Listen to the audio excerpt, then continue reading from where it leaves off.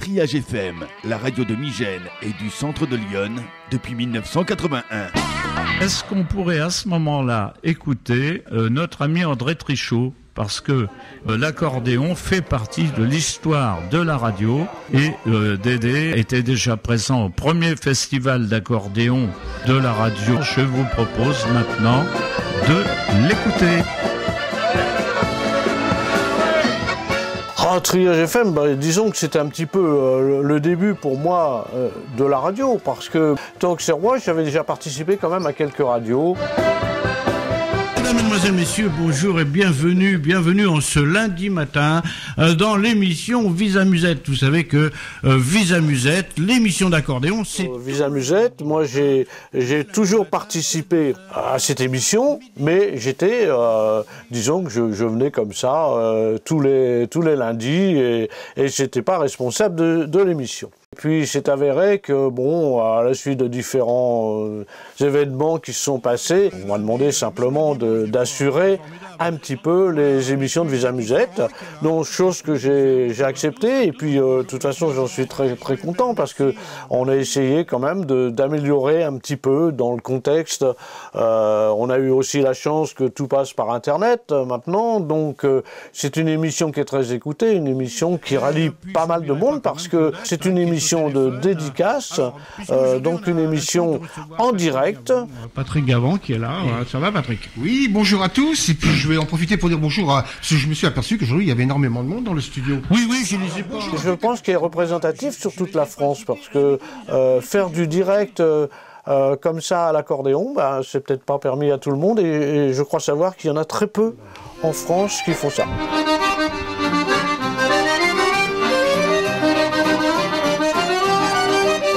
C'est une émission de 2 heures, c'est une émission tous les lundis matins de 10h à midi et cette émission, eh bien, elle est retransmise par Internet et elle est retransmise aussi également le dimanche matin de 8h à 10h.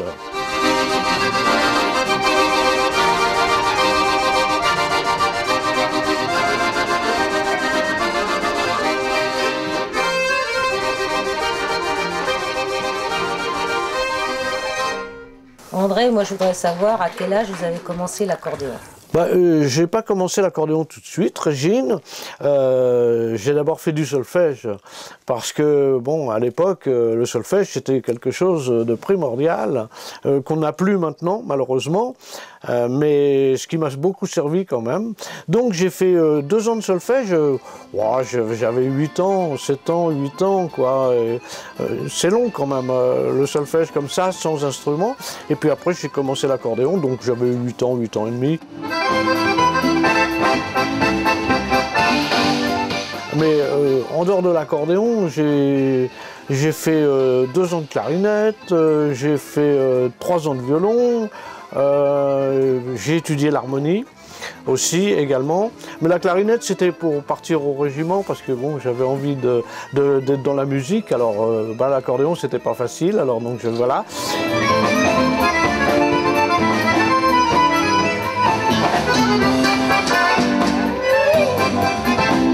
Bon, je fais un peu de piano parce que j'ai bien été obligé de faire du piano pour la bonne raison, c'est que quand j'ai fêté mes 50 ans d'accordéon, on m'a offert un piano, un demi-queue qui est là, voilà. Alors donc, j'ai pas voulu léser les personnes qui m'avaient offert ce piano.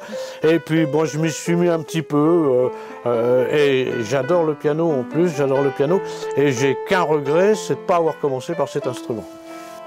Dans le fond, je suis tombé dans l'accordéon parce que c'était le moment où on entendait un petit peu d'accordéon, beaucoup plus que maintenant malheureusement. C'est un peu l'instrument qui m'avait envoûté un peu.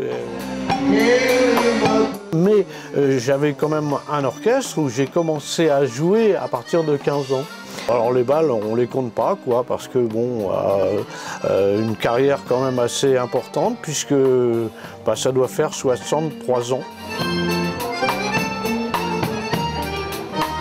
pourquoi on vous appelle le gentleman du musette? Ah, bah ça c'est une histoire vécue un petit peu, puisque c'est un producteur, un des premiers producteurs de disques que j'ai eu, qui s'appelait Marcel, qui produisait les disques IDS. Un jour, ben voilà, il m'a pas donné le choix, il m'a dit bon, on va t'appeler comme ça, voilà. Bon, pourquoi? Bon, moi je pense que je mérite un petit peu quand même, parce que bon, je me sens assez près des gens et puis assez sympa quand même. Voilà. Bon, je vais me jeter des fleurs un petit peu, parce que quand même, de temps en temps.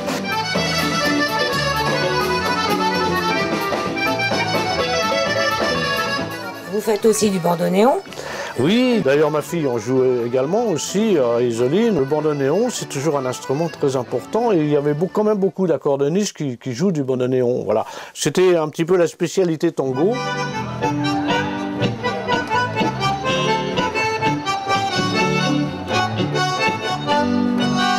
J'ai joué dans l'orchestre de mon père, de l'accordéon, j'ai aussi chanté, donc c'était pas tout à fait mon orchestre au départ, et puis j'ai appris plein de choses, j'ai vu plein de choses, et puis après c'est aussi compliqué quand on a un nom pareil de se faire une place, donc j'ai eu la chance d'avoir un prénom quand même assez original, on va dire.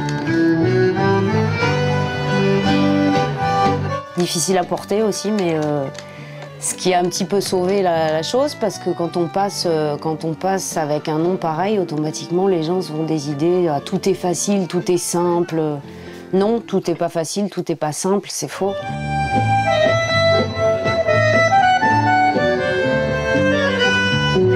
Il y a des choses qu'on voit plus que les autres peut-être, des opportunités peut-être un peu plus présentes, mais c'est pas forcément plus évident. Donc après, passer derrière...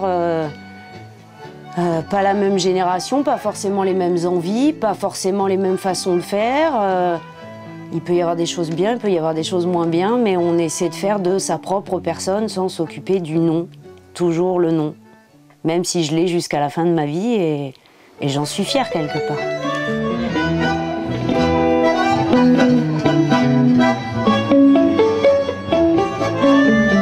Il y a une fusion, une grosse fusion, je dirais.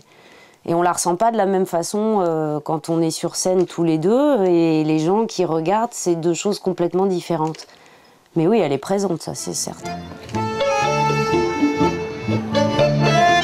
Pourquoi ça passe d'une génération à l'autre déjà dans le ventre de ma maman, je pense, parce qu'il y a des choses qui passent à travers...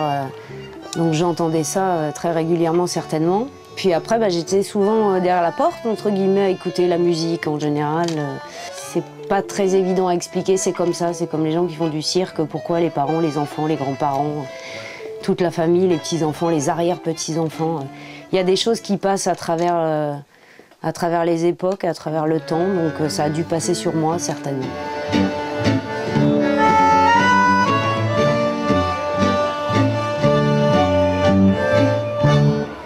Il y a tellement de facettes à l'accordéon. L'accordéon, bon, on peut faire du jazz, on peut faire du musette, on peut faire du classique. Alors évidemment, il faut se mettre un petit peu dans la peau du personnage. Mais je pense que dans les accordéonistes, que tout le monde aime bien, et qui a touché un petit peu à tout, aussi bien du musette que du jazz que du classique, moi j'ai un penchant pour mon ami Marcel Azoulay.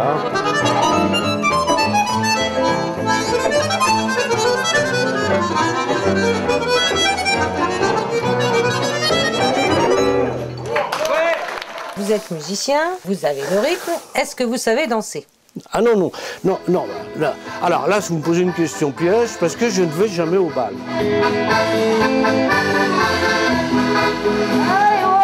Et je ne suis jamais allé au bal. Et ça vous a jamais dit d'essayer de danser? Peut-être, comme tout le monde. Vous savez, quand il y a peu de lumière, hein, et que c'est pas trop brillant, trop... Voilà, peut-être que je vais me lancer.